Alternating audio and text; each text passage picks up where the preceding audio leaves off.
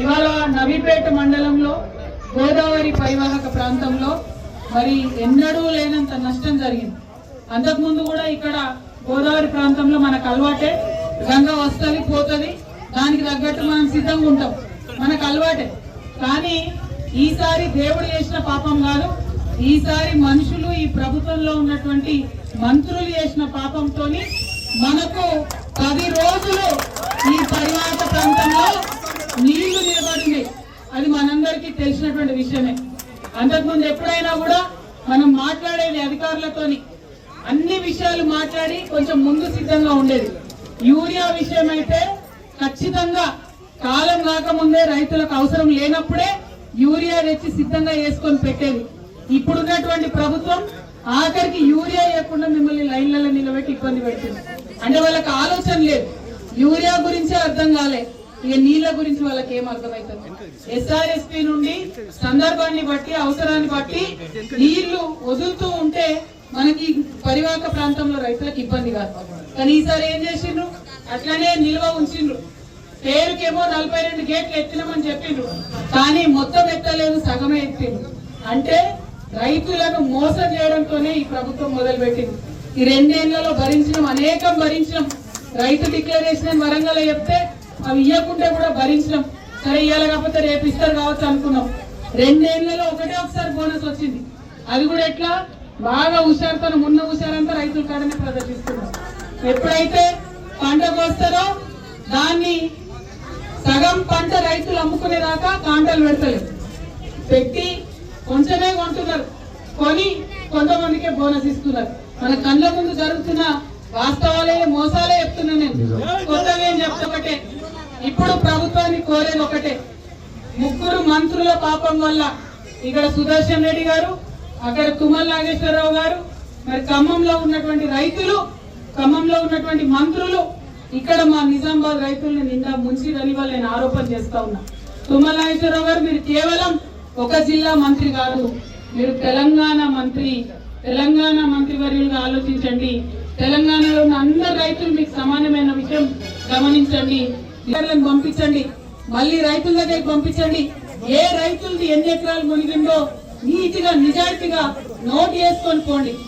మనం అప్పుడు కేసీఆర్ గారి హయాంలో అగ్రికల్చర్ ఎక్స్టెన్షన్ ఆఫీసర్లను పెట్టుకున్నాం, 9,000 మందిని పెట్టుకున్నాం.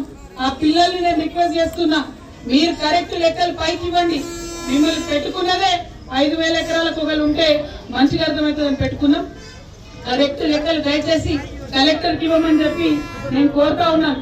అదే విధంగా 10 రోజులు మునిగినటువంటి పంట నిజంగా మొత్తం రైతులందరూ కూడా కళ్ళల్లో నీళ్లు తెప్పించేటటువంటి పరిస్థితి ఉన్నది. ఎక్కడా కూడా దీంతో ₹1 కూడా రైతుకు పెట్టుబడి వచ్చే లాభం లేదు, పరిస్థితి లేదు. కాబట్టి నేను ఒకటే డిమాండ్ చేస్తున్నా కలెక్టర్ గారిని, తక్షణం మీరు నవీపేట వచ్చి విజిట్ చేయండి. మీరు వచ్చి ఇక్కడ పరిస్థితి చూడండి. ఎకరానికి 50,000 ఖచ్చితంగా రైతులకు పంట నష్ట పరిహారం ఇవ్వాలని నేను రేవంత్ రెడ్డి గారిని డిమాండ్ చేస్తా ఉన్నాను, తుమ్మల నాగేశ్వర్ గారిని డిమాండ్ చేస్తా ఉన్నాను. మరి ఇక్కడ మనకు సుదర్శన్ రెడ్డి గారు ఉన్నారు, పెద్ద మనిషి. సుదర్శన్ రెడ్డి గారిని కూడా దయచేసి నేను డిమాండ్ చేస్తున్నాను. ఇది రాజకీయాల విషయం కాదు, ఇప్పుడు తెల్లారితే మనకేం ఎలక్షన్ లేదు, ఇది రైతుల విషయం, వాళ్ళ బాధ విషయం, వాళ్ళ కన్నీళ్ల విషయం. కాబట్టి సుదర్శన్ రెడ్డి గారు, మీరు చెప్తే కలెక్టర్ గారు వినకుండా ఉండరు, దయచేసి శ్రద్ధ పెట్టండి. నవీపేటే కాదు, గోదావరి పరివాహక ప్రాంతంలో మునిగిపోయిన రైతన్నలందరినీ కూడా ఆదుకోవాలని చెప్పి, బోధన రైతన్నలందరినీ కూడా ఆదుకోవాలని చెప్పి ఈ సందర్భంగా నేను డిమాండ్ చేస్తున్నా. మరి మీకు అందరికీ తెలుసు, వరి పంట ఉంటే దానికి మనకు మద్దతు ధర రాని పరిస్థితి ఉన్నది, బోనస్ రాని పరిస్థితి ఉన్నది. ఇప్పుడు మక్క వచ్చి ఉన్నది, ఇంతవరకు కాంటాలు పెట్టని పరిస్థితి ఉన్నది. మక్కకు కూడా 400 బోనస్ ఇస్తామని చెప్పిన రైతు డిక్లరేషన్ లా, దాని న్యూస్ కూడా ఎత్తుతలేదు ప్రభుత్వం. మరి పసుపుకు కూడా మద్దతు ధర ఇస్తామన్నారు, 15,000 ఇస్తామన్నారు, దాని ఊసెత్తుతలేరు. నిజామాబాద్ లో అక్కడక్కడ సోయా రైతులు ఉన్నారు, మరి ఆ సోయా రైతులకు కూడా ఇంతవరకు కొనుగోలు చేయనటువంటి పరిస్థితి కనబడుతున్నది. ఓవరాల్ గా రైతులకు సంబంధించి శ్రద్ధ పెడతలేదు ఈ ప్రభుత్వం అని అర్థమవుతున్నది. కాబట్టి కలెక్టర్ గారిని డిమాండ్ చేస్తున్నా, మీరు రండి, వచ్చి ఒకసారి చూడండి, చూసిన తర్వాత పరిష్కారం చేయండి.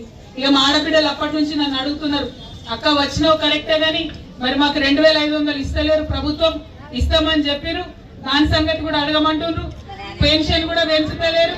రేవంత్ రెడ్డి నోటికి మొక్కాలబ్బా, ఆయన ఎప్పుడైతే తులం బంగారం అన్నాడో బంగారం ధర ఇప్పుడు 2 లక్షలు అవుతుంది. చాలా దారుణమైన పరిస్థితి ఉన్నది. అప్పుడప్పుడు ఈ సభ తులం ఏదో కొనుక్కునేటోళ్ళం, ఇప్పుడు ఎరిగిన ధరకు అది కూడా కొనలేని పరిస్థితి అయిపోయినది. అందుకే రేవంత్ రెడ్డి గారిని కోరుతా ఉన్నాం, ఇంకా ఆకాశానికి అంటకు ముందే తొందరగా మా ఆడబిడ్డలకు తులం బంగారం ఇవ్వండి, అట్లనే 2500 రూపాయలు ఏదైతే ఇస్తామని చెప్పారో అది ఇవ్వండి. మాకు బీడీల పెన్షన్ 2000 ఉంటే 4000 చేస్తామని చెప్పారు, ఇంతవరకు ఊసలేదు. అట్లనే పెద్దోళ్ళకి ఇచ్చేటటువంటి పెన్షన్ 57 ఏళ్ల పైచికి అయితే 2000 ఉంటే 4000 ఇస్తామని చెప్పిండు. ఎన్నని చెప్పాలి, బతుకమ్మ చీరల్ని మరి 1 కాదు 2 ఇస్తామన్నారు, కనీసం 1 కూడా ఇవ్వని పరిస్థితి. ఇంకా దారుణం ఏంటంటే తెలంగాణ తల్లి చేతులకెళ్ళి కూడా బతుకమ్మని తీసేసిన పరిస్థితి. ఆయనకు ప్రేమ లేదు బతుకమ్మ అంటే, ఉట్టిగా ఆ మందం గెలవడానికి బొంకిండి తప్పితే ఏమి కూడా ఇయ్యనటువంటి పరిస్థితి ఉంది. మిమ్మల్ని నేను కోరేది ఒకటే, ఇవాళ తెలంగాణ ఉద్యమాన్ని మనం స్ఫూర్తిగా తీసుకోవాలి. ఆనాడుకి ఇదే కాంగ్రెస్ ప్రభుత్వం మీద మనం పిడికిలెత్తి ఊరూరా పోరాటం చేస్తే తెలంగాణ వచ్చింది. ఇవాళ కూడా మనం పిడికిలెత్తి పోరాటం చేస్తేనే మా రైతన్నల కన్నా బోనస్ వస్తుంది, మా అక్కలకు బతుకమ్మ చీరలు వస్తాయి, 2500 వస్తాయి, తులం బంగారం వస్తుంది. మీకోసం పోరాటం చేయడానికి నేను ఇక్కడికి వచ్చిన, మీ సమస్య తెలుసుకున్నా, దీన్ని ఇక్కడితో వదిలిపెట్టను. ఖచ్చితంగా ఈ విషయం మనం వ్యవసాయ శాఖ మంత్రి దాకా, ముఖ్యమంత్రి గారి దాకా, హైదరాబాద్ లో కూడా మీ తరఫున పోరాటం చేస్తే 2 లక్షల రుణమాఫీ అన్న అయిందానే కాలే కదా. మరి ఇక అన్ని చాలా ఉన్నాయి, చెప్పుకుంటా పోతే. అనేది ఒకటే, మీ అందరితోని వచ్చినమా చూసినమా పోయినమా అన్నట్టు కాదు, ఇలా చూసిపోయినాం. ఖచ్చితంగా కలెక్టర్ గారు రావాలని డిమాండ్ చేస్తాం.